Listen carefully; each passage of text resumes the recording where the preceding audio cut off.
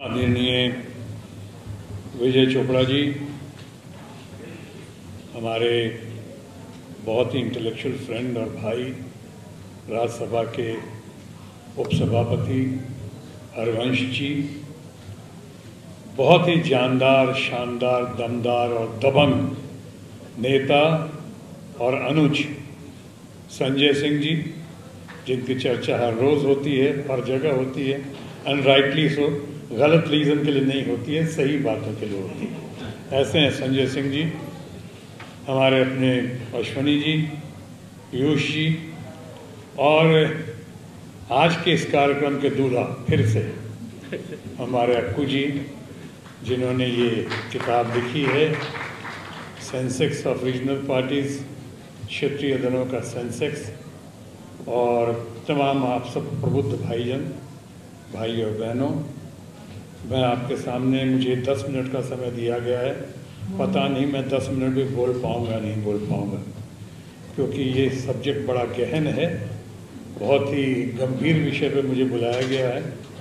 पुस्तक विमोचन पे मैं आज तक बहुत ही कम शायद पुस्तक विमोचन गया हूँ, हालांकि मेरी अपनी पुस्तक जो आई थी बहुत चर्चित, एनीथिंग बट खामोश, उस पर भी गया था तो अच्छे अच्छे लोगों ने बोला, बड़े बड़े लोगों ने बोला, लेकिन मैं नहीं बोल पाया था ज़्यादा। और इसकी आज एक वजह भी है, पता नहीं मुझे पुस्तक विमोचन पे क्यों बुलाते हैं।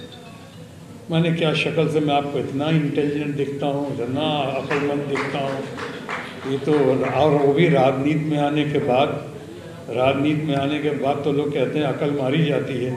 यहाँ तो इस तरह मुझको अक्लमंद समझाया जा रहा है, मुझे अपना बैकग्राउंड याद पड़ रहा है, और आप तमाम अच्छे अच्छे लेखक को, अच्छे अच्छे इंटेलेक्चुअल्स को देख के याद पड़ रहा है कि जब मैं पटना साइंस कॉलेज में था, जब मैं वहाँ पढ़ता था ना, जो करता था उसको आप कह सकते हैं पढ़ता था, तो वहाँ पे जब साइंस कॉलेज में था तो लोग मुझको क्लासरूम में कम पाते थे और नोटिस बोर्ड पे ज़्यादा पाते थे।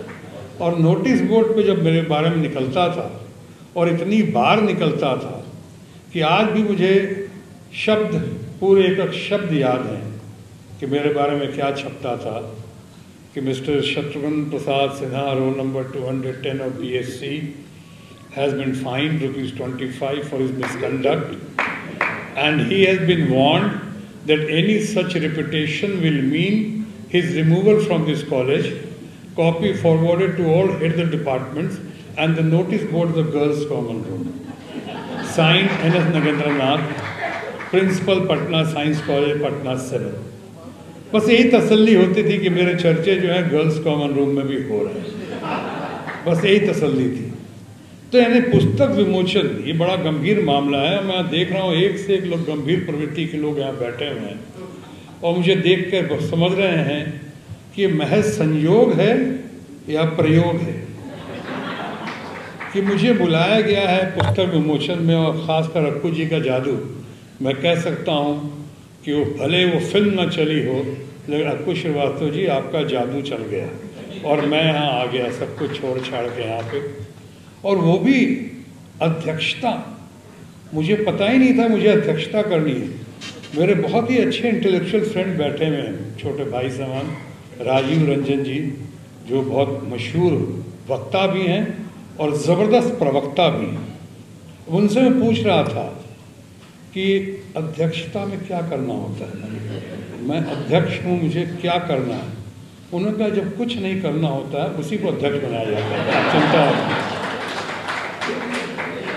आप देख लीजिए देश में जितने अच्छे अच्छे अध्यक्ष हैं वो किसी काबिल नहीं है। मैंने कहा क्या बात कर रहे हैं राजीव जी, मेरे पास तो कोई डिग्री भी नहीं है।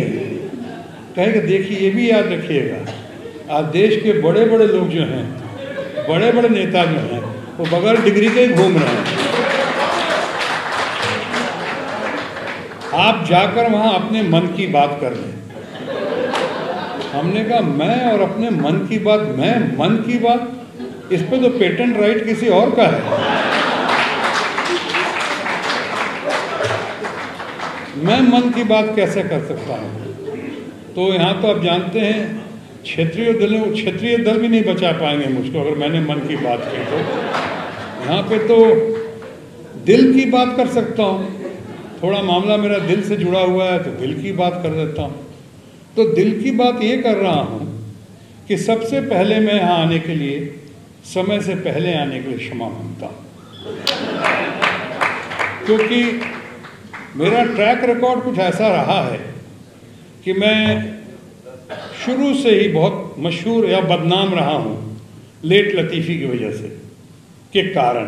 फिल्मों में भी हो, राजनीति में हो के, राजनीति में आने के बाद अच्छे अच्छे बिगड़ जाते हैं। मैं कुछ हद तक सुधर गया हूँ यहाँ पे आके टाइमिंग के मामले में, और आके यहाँ पे समय से, लेकिन आज इतना सुधरूंगा ही नहीं पता था कि आज समय से पहले ही आ गया मैं यहाँ पे। और यहाँ पे इसके लिए मैं क्षमा चाहता हूँ। मुझे याद आ रहा है फिर से कि हमारे बड़े भाई समान मित्र, बहुत ज़बरदस्त फिल्म मेकर मनोज कुमार जी ने कहा था मेरे बारे में कि मेरे घर का नाम रामायण है और हम 4 भाई हैं, Ram, Lakhan, Bharat, Shatrughan. Doctor Ram Sinha, doctor Lakhan Sinha, doctor Bharat Sinha. मैं तो कंपाउंडर बनने के लायक नहीं था, देश का एक दिन हेल्थ मिनिस्टर बन गया, वो अलग बात है। लोकतंत्र में होता है जो किसी काबिल नहीं होता, कभी कोई देश का हेल्थ मिनिस्टर, कोई मिनिस्टर बन जाता है, कैबिनेट मिनिस्टर बन जाता है, मैं बन गया। तो घर का नाम रामायण है। तो मनोज कुमार जी ने कहा था कि ये शत्रुघ्न जो है आदमी तो बहुत नेक है, बहुत अच्छा है, बहुत शरीफ है, लेकिन लेट लतीफ़ी की वजह से अपने रामायण में ये शत्रुघ्न बनकर पैदा हुआ, वरना ये राम बनकर पैदा होता। तो लेट लतीफ़ी। तो आज मैं इसके लिए क्षमा चाहता हूँ। आज क्षेत्रीय दलों की पार्टी, क्षेत्रीय दलों का जिक्र चल रहा है। सेंसेक्स में एक ऑब्जर्वेशन भी दे दूँ। कुछ लोग कहते हैं सेंसेक्स बाजार में, सेंसेक्स व्यापार में, या प्रेम प्रसंग या प्रेम के व्यापार में कुछ समानता है क्या? मैंने सुना है जो लोगों ने कहा समानता है, मॉर्निंग है, ग्रोनिंग है, एक्साइटमेंट है, बेचैनी है, प्यार है, तकरार है, और सबसे ज़्यादा एक्साइटमेंट है, और उफ बहुत ही बेचैनी है उसके अंदर।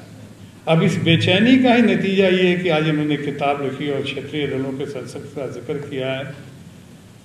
बाकी तो अभी हरवंश जी बात करेंगे, वो इतना बढ़िया बोलते हैं, अच्छे हैं, इंटेलेक्चुअल हैं, कितने बढ़िया लेखक है, राइटर हैं, बहुत बढ़िया हैं।